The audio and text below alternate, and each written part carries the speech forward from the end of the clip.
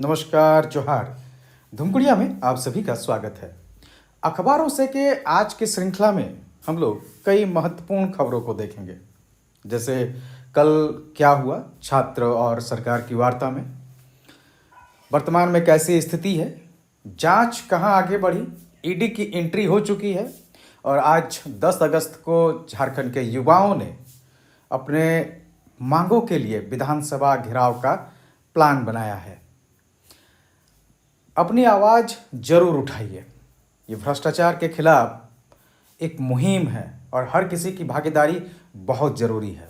शांतिपूर्ण ढंग से विधानसभा मार्च में शामिल होइए और उन लोगों से जरूर बचिए और उनकी निगरानी कीजिए जो लोग इस आंदोलन को विफल करना चाहते हैं। आंदोलन किसी भी हालत में हिंसक नहीं होना चाहिए। कई ऐसे लोग हो सकते हैं इस भीड़ में रहें, उनको पहचानिए और बाहर कीजिए। ये हमारा झारखंड है और इस झारखंड की सुरक्षा हमें ही सुनिश्चित करनी होगी। तो इसलिए झारखंड हमारा जो राज्य है, इसका एक पॉजिटिव मैसेज जाना चाहिए पूरी दुनिया के पास में, न कि जैसे आंदोलनों में होता है एक नेगेटिव माहौल तैयार होता है, वो झारखंड में नहीं होना चाहिए। झारखंड के युवा अभी तक एक मिसाल प्रस्तुत किए हैं और आगे भी मिसाल प्रस्तुत करेंगे पूरे देश के लिए। तो अपने आसपास जरूर नज़र रखिए और उन लोगों को पहचानने की कोशिश कीजिए जो गलत इरादे से इस आंदोलन में शामिल हो सकते हैं। सरकारें भी अपनी ओर से पूरी तैयारी कर ली है। सरकारें हमेशा जन मुहिम से डरती हैं। आइए देखते हैं। ये भास्कर प्रभात खबर की न्यूज़ है और इसमें साफ साफ लिखा गया है कि मुख्यमंत्री ने परीक्षा व्यवस्था में सुधार के मांगे सुझाव। सरकार ने एक पोर्टल जारी किया है।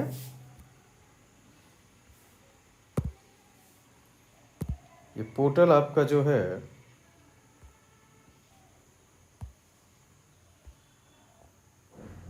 संवाद, झारखंड संवाद के इसे है।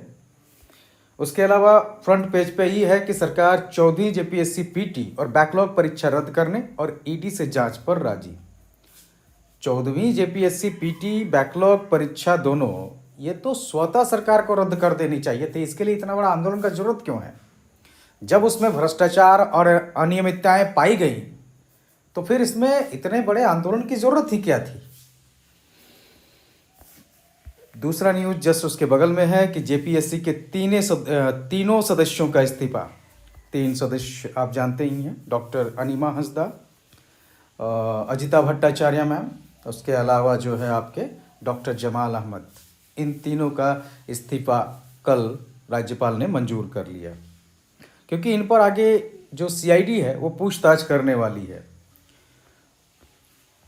अब जो मांगे सरकार की ओर से आश्वासन जो मिला है उसमें देख लीजिए। फिलहाल 3 परीक्षाएं, जेपीएससी बैकलॉग 2023, जेपीएससी बैकलॉग 2025 और 14वीं जेपीएससी पीटी रद्द होगी। अब यही एजेंसी एफआरओ का ली है, एसीएफ ली है, इसके अलावा आपका सिविल जूनियर उसका एग्ज़ाम ली है। तो क्या उसमें धांधलियाँ नहीं हुई है? एफआरओ को लेकर तो न्यूज़ मीडिया में भी कई खबरें आई हैं कि 350 से ज़्यादा जो है आपका ओएमआर टैंपरिंग किया गया है। बल्कि जनवरी के आसपास जो कर्नाटक से लेटर लिखा गया था जेपीएससी चेयरमैन को, वो एफआरओ एसीएफ के लिए था। तो जब एफआरओ एसीएफ के बारे में इतने बड़े पैमाने पर धांधलियों के बातें की जा रही हैं तो उनको रद्द करने में क्या दिक्कत है? उनकी तो परीक्षाएं अभी तक ख़त्म नहीं हुई है, उनकी ज्वाइनिंग तो नहीं हुई है। सरकार ये लॉलीपॉप देकर किसको भुलाना चाहती है? टीडीपीएल एजेंसी द्वारा आयोजित सभी परीक्षाओं की सीआईडी जांच पे तो भरोसा ही नहीं है किसी को, क्योंकि सीआईडी इससे पहले सीजीएल की जांच कर चुकी हैं, लेकिन सीआईडी को सबूत नहीं मिलते हैं बल्कि बिहार के ईओयू को सबूत मिल जाते हैं। एजेंसी द्वारा ली गई सभी परीक्षाओं से जुड़े आपराधिक मामलों की जांच सीआईडी तथा आर्थिक पहलुओं की जांच ईडी से कराई जाएगी। जेपीएससी जेएसएससी की कार्यप्रणाली में व्यापक सुधार के लिए सरकार आईआईएम रांची, आईआईटी आईएसएम और एक्साइसेस जैसे संस्थानों की मदद लेगी। झारखंड के युवा जो परीक्षा दे रहे हैं लंबे समय से, वो शायद बेहतर उपाय बता पाएँ इस मामले में, क्योंकि वो एग्ज़ाम दे रहे हैं और देख रहे हैं कि कहाँ कहाँ लूप होल्स और गलतियाँ हो रही हैं, वो उसको झेल रहे हैं। सीजीएल मामले की जांच के लिए सेवानिवृत्त न्यायाधीश की अध्यक्षता में कमेटी बनेगी। जब 120 के करीब क्वेश्चन सीआईडी की रिपोर्ट में दिख रहे हैं कि मिले थे, तो फिर इसको रद्द करने में क्या दिक्कत है? अलग से जांच की जरूरत ही क्यों है? जब धांधलियाँ पाई गई हैं तो रद्द किया जाना चाहिए। बल्कि सरकार को तो कार्रवाई करना चाहिए कि आखिर सीआईडी की रिपोर्ट आखिर जो है वो छुपाई क्यों गई थी, उसकी भी जांच होनी चाहिए। मामलों के त्वरित निपटारे के लिए फास्ट ट्रैक कोर्ट का गठन किया जाएगा। सभी आर्थिक एवं न्यायिक जांच की रिपोर्ट 90 दिनों के अंदर सरकार को सौंपने का प्रावधान किया जाएगा। रिफॉर्म्स एक व्यापक शब्द है। अब इसमें न तो उम्र सीमा की बात कहीं की जा रही है, जो कि बहुत ज़रूरी है झारखंड के युवाओं के लिए, क्योंकि एक तो यहाँ एग्ज़ाम होते नहीं है। अभी ही जो 2026 का एग्ज़ाम होने वाला था, अब वो हो सकता है 2027 चल गया समझ लीजिए। तो अब ये जो समय या उम्र सीमा गई, इसकी भरपाई कहाँ से होगी? और ऐसे ऐसे जाने कितने साल बीत गए हैं झारखंड के युवाओं के।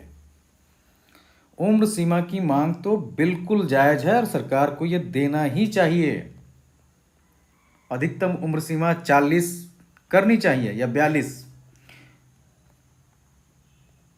सरकार की ओर से कहना है कि आंदोलनकारियों की 98% मांगें मान ली गई हैं। कुछ मांगों को लेकर जिच है, जबकि छात्रों का कहना है कि 20% मांग भी पूरी नहीं हुई है। आगे देखते हैं और क्या है। अब देखिए, जेएसएससी में जो भी एग्ज़ाम होगा उसमें पीटी और मेंस होगा।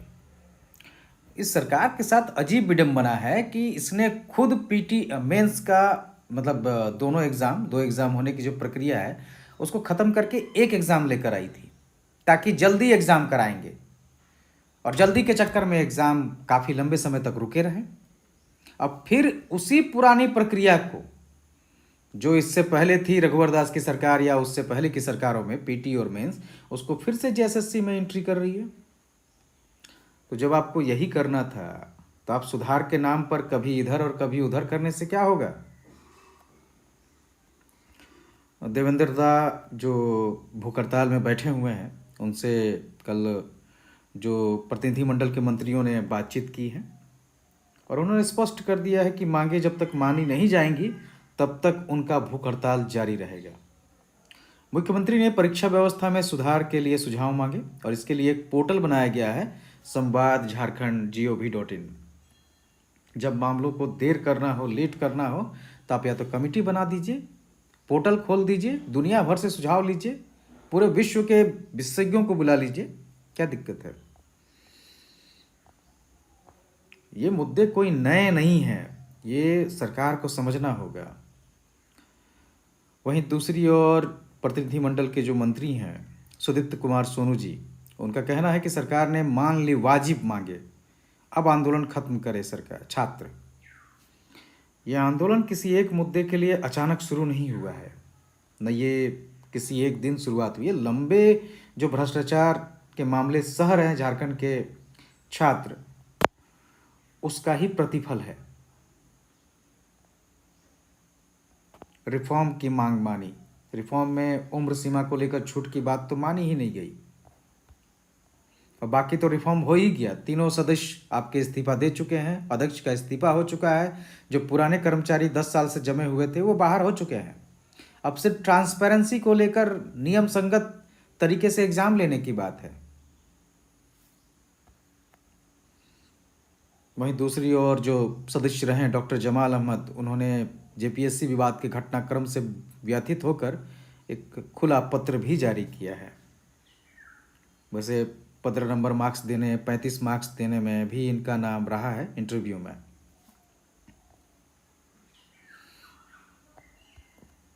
कल छात्रों ने तिरंगे के साथ फ्लैश मार्च भी निकाला था। एक तरह से आज जो विधानसभा मार्च होने वाला है उसका एक संदेश है। वहीं दूसरी ओर देखिए, खियांगते 2 करोड़ लेकर टीडीपीएल को दिया काम। टीडीपीएल जो कि आपका एक ब्लैक लिस्टेड कंपनी थी। उसको पूर्व अध्यक्ष खियांगते ने 2 करोड़ की डील के साथ जो है काम दिया था। ये सीआईडी को गिरफ्तार अभय तिवारी का तथाकथित बयान है। इसको कल एक जोहार करके वेबसाइट है या कहें तो ब्लॉग है, उस पे इसको छापा गया था, इसके पूरे घटनाक्रम को, तो आप उसको देख सकते हैं वहाँ से। आदिवासी महोत्सव में बोले मुख्यमंत्री, युवाओं को न्याय मिलेगा और गड़बड़ी करने वालों को दंड मिलेगा। महोदय, आपकी जानकारी के बिना बहुत कुछ हो रहा था और आप चुपचाप बैठे हुए थे। आज 14 जेपीएससी की बात थोड़े है ये तो 6 जेपीएससी से चल रहा है, जब हिंदी इंग्लिश को जोड़ा गया था, तब से आप खामोश बैठे हुए हैं। इसके अलावा भी कई खबरें हैं, देख लेते हैं। विधानसभा घेराव पर प्रशासन ने चिताया, उग्र प्रदर्शन से बचे, दांव पर न लगाए कैरियर। झारखंड के युवाओं का कैरियर बचा ही क्या है, उम्र सीमा खत्म होते जा रही है, जॉब पैसे देकर खरीदे जा रहे हैं। अब तो झारखंड के युवा झारखंड के एग्जाम से डरने लगे हैं, इसीलिए अटेंडेंस कम होने लगा है। अब बहुत दिनों तक सरकारें इस तरह के जो माहौल होता है, असंतोष होता है, उसको दबा नहीं सकते हैं। वो अंततः बाहर आएगा ही आएगा। झारखंड के जो पुरोधा थे शिबू सोरेन जी, जो दिसोम गुरु के नाम से जाने जाते हैं, उनके आंदोलन किस तरह चले हैं ये भी हमारे मुख्यमंत्री जी को जरूर पता है। उनके वो फादर रहे हैं, उनके पिताजी थे, तो उनको पता होगा कि किस तरह से आंदोलन चला है। असंतोष को सुनना होगा, उसको मानना होगा, तभी जाकर होगा। झारखंड आंदोलन में लोग खेत खेत जाते थे, कई दिन तक घरों से गायब रहते थे। झारखंड आंदोलन, झारखंड अलग राज्य के लिए कितनी कुर्बानियां दी गई हैं, सिर्फ इसलिए नहीं कि कोई खामोशी से बैठा रहे और जब आंदोलन हो तो इस तरह से डराए और धमकाए। कौन सी मांग बेजायज थी? जब आपका सीजीएल में मिल रहे हैं सबूत, तो रद्द करने में क्या दिक्कत है? उसको कोई बड़ी बात तो मांगी नहीं जा रही है। टीडीपीएल कंपनी के जितने भी एग्जाम लिंक मिल रहे हैं, उनको रद्द करने में क्या दिक्कत है? सरकार आखिर इसमें क्या चीज पाना चाहती है?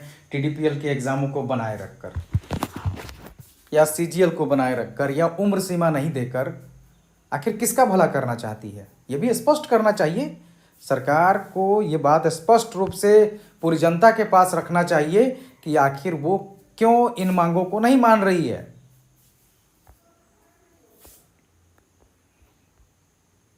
आप डरा सकते हैं, लेकिन कितनों दिनों तक?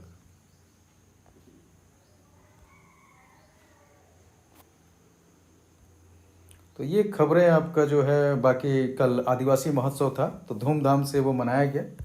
ये भास्कर की खबरें हैं। अब थोड़ा सा हम लोग हिंदुस्तान को देख लेते हैं क्या है। ईडी की एंट्री जो है वो हो चुकी है। जैसे दिया है कि जेपीएससी की परीक्षाओं में गड़बड़ी की ईडी की जांच शुरू। तो जेपीएससी 14वीं की प्रारंभिक परीक्षा समेत अन्य परीक्षाओं में धांधली की जांच में ईडी, जो सेंट्रल की प्रवर्तन निदेशालय है, उसकी एंट्री हो गई है। ये मेनली मनी जो ट्रेल होता है उसकी जांच करती है। ईडी ने सीआईडी में दर्ज एफआईआर संख्या 16/26 के आधार पर ईसीआईआर दर्ज कर ली है। ईडी जांच के दायरे में आर्थिक लेन देन से जुड़े पहलुओं और संभावित मनी ट्रेल आ सकती है। ईडी सूत्रों के मुताबिक जेएसएससी सीजीएल परीक्षा के मामले में भी आगे ईडी जांच होगी। इस केस में अलग से ईसीआईआर दर्ज हो सकती है। सीजीएल को लेकर सीआईडी में 2 और रांची पुलिस में भी केस दर्ज हैं। गौरतलब है, जेपीएससी पीटी में कथित गड़बड़ी को लेकर अब तक 19 लोगों की गिरफ्तारी हो चुकी है। तो ईडी की जो एंट्री है अब मामले का जांच के दायरा को और बढ़ा देगा और हो सकता है कुछ बड़े नाम इसमें उभर कर सामने आए। हेमंत सोरेन जी, मुख्यमंत्री जी का कहना है कि पारदर्शिता के साथ छात्रों को मिलेगा न्याय और छात्र इनके दूसरे कार्यकाल तक, पहले कार्यकाल से ले अब तक इसी इंतजार में बैठे हुए थे कि हमारे माननीय मुख्यमंत्री जी, जो उनके बड़े भाई की तरह है, सुनेंगे। छात्रों को स्टेडियम में भूख हड़ताल पर या इतनी बड़ी संख्या में जुटना, वो कोई ऐसा नहीं है कि आज की एक तात्कालिक घटना से इतना उभार आया है। ये जो आपने अभी तक सुना नहीं अपने दोनों कार्यकाल में छात्रों को, उसी का प्रतिफल है। जेपीएससी के तीनों सदस्यों का इस्तीफा हो गया है और आयोग भंग हो चुका है, क्योंकि ना अब उसमें मेंबर है ना अध्यक्ष है। तीसरे दौर की वार्ता सेम वही खबरें दी गई हैं, उसमें बात पूरी बनी नहीं। अच्छा, छात्रों के सुझाव से बनेगी नई व्यवस्था। ये सब चीज़ें जो होती हैं वो सिर्फ मामले को टालने को लेकर होती है। आप उसमें अभी यही अगर झारखंड के विधायकों का वेतन बढ़ाने की बात होती है, उसके लिए कोई कमेटी या सुझाव नहीं होता। उसके लिए सीधे जो है वेतन बढ़ाकर उसको विधानसभा से पारित कर दिया जाता है। टीडीपीएल को काम दिलाने को थी 2 करोड़ की डील। ये आपका न्यूज जो आया था कि जो चेयरमैन थे, पूर्व चेयरमैन एल ख्यांग थे, वो टीडीपीएल कंपनी को काम दिलाने के लिए 2 करोड़ रुपए लिए थे, ऐसा ये न्यूज़ है। और इसके अलावा दूसरे कामों में 20% कमीशन भी बंधा था उनका। और ये खुलासा जो है गिरफ्तार आरोपी अभय तिवारी के कथित स्वीकृति बयान में टीडीपीएल कंपनी को जेपीएससी की परीक्षाओं का काम दिलाने के एवज में तत्कालीन आयोग अध्यक्ष एल ख्यांगते के लिए 2 करोड़ रुपए की राशि तय किए जाने और कंपनी की बिलिंग पर 20% कमीशन की बात कही गई है। तो यह तथाकथित बयान माना जा रहा है अभय तिवारी का, जो पकड़ाया है। अब इस तरह के न्यूज़ तो खबरें बहुत आती हैं, लेकिन बाद में ये झूठी साबित होने लगती हैं। तब इसमें कितनी सच्चाई है देखना होगा। मतलब क्या ये अभय तिवारी का स्वीकृति है, और अगर है तो इसको बाद तक बनाए रखेगी सीआईडी, या बाद में कहेगी कि ये सब एक अफवाह था। जेपीएससी सदस्यों को 3 दिन पहले हुआ था सम्मन। वही कांग्रेस अपनी ओर से अलग खेल कर रही है कि छात्रों की उम्मीद और सपनों के साथ न हो कभी खिलवाड़। आपकी सरकार है, आप चीज़ों को मनवा सकते हैं। झारखंड मुक्ति मोर्चा, बीजेपी और सरकार खेल रही है, हर सरकार की यही है। ये विधानसभा मार्च को देखते हुए 5 स्थानों पर लगाई गई है फौलादी बैरिकेडिंग। बहुत पुख्ता सुरक्षा झारखंड सरकार ने किया है झारखंड के युवाओं के आवाज़ को दबाने के लिए। ये झारखंड के युवाओं और यहाँ के लोगों के पैसे से बना विधानसभा है। अगर वहाँ शांतिपूर्ण मार्च किया जा रहा है तो इसमें दिक्कत क्या है? सरकार को तो इस बात को सुनिश्चित करना चाहिए कि वहाँ किसी तरह की गड़बड़ी ना हो, झारखंड के छात्र बदनाम ना हो। इस बात पर ध्यान ज़्यादा दिया जाना चाहिए।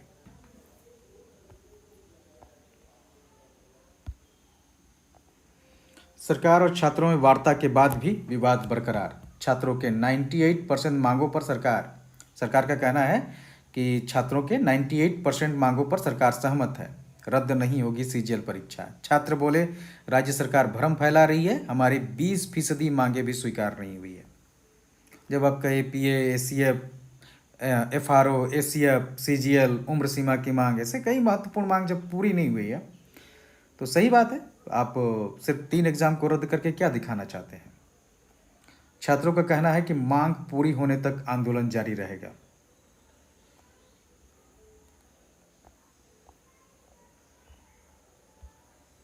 नौकरियां जिस स्तर पे झारखंड में बिक रही थी, वो तो यहाँ के सरकार के लिए एक तमाचा है कि आपकी नज़रों से बचकर ये हो कैसे रहा था। ये भास्कर की न्यूज़ है कि सीआईडी की पूछताछ आज से शुरू हो रही है, और उसके पहले कल तीनों ने अपना इस्तीफा दे दिया। 3 सदस्य जो थे जेपीएससी के, तीनों ने इस्तीफा दे दिया।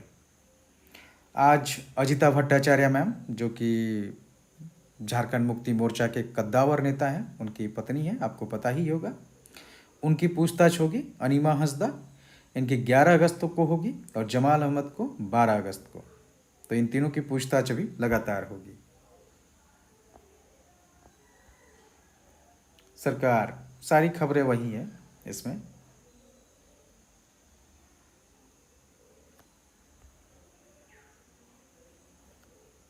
आज पूरा जो है वही सीआईडी के पूछताछ में टीडीपीएल मार्केटिंग मैनेजर अभय तिवारी का खुलासा, ख्यांगती की एजेंसी डील 2 करोड़ एकमुश्त और 20% कमीशन। 5 स्टार होटल से मोराबादी तक रची गई थी साजिश।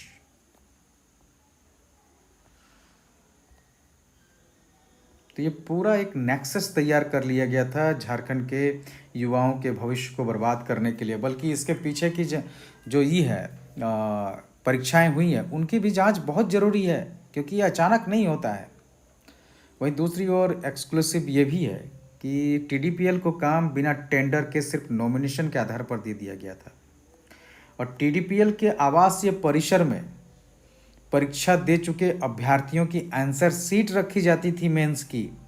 जैसे आपका इसमें साफ साफ लिखा है कि जांच में यह जानकारी सामने आई कि उक्त कंप्यूटर में, जो कि टीडीपीएल का ऑफिस का कंपाउंड है, वहाँ पर उसके कंप्यूटर में फॉरेस्ट रेंज ऑफिसर मेंस 2026 परीक्षा के परीक्षार्थियों की लिखित उत्तर पुस्तिका है।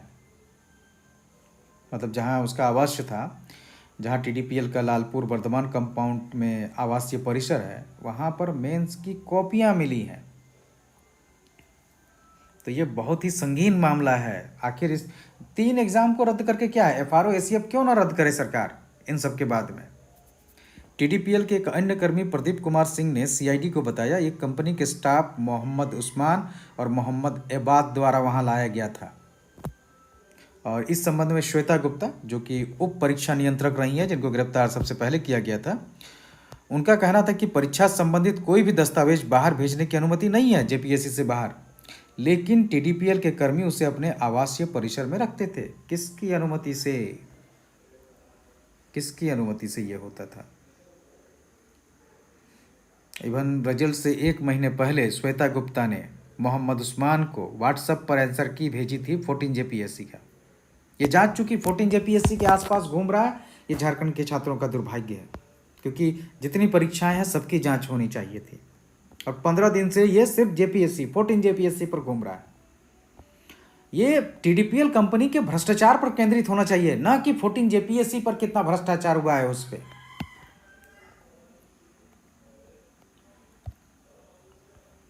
काफ़ी जो है